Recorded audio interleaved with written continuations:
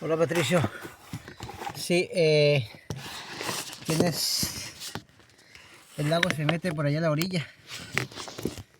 A ver, vamos a ver si se puede ver. Por ahí. Lo que pasa es que ahí lleva un forro.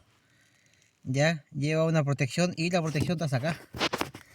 Sí, puede haber salido, ¿cachai? Y está abierta. Y esa protección hay que... Esa protección, para que entre ahí... Me tienes cable cortado por eso igual. Para que entre ahí hay que sacar el tapabarro completo. Por eso es que te entra agua. Está como un corrido de ratón, mira. Sí. Uy, sí, a ver. No sé si se ve. Sí. Tienes cable cortado, mira. Está corrido por ratón. Este es tu problema, patito. Por eso es que te entra agua por acá.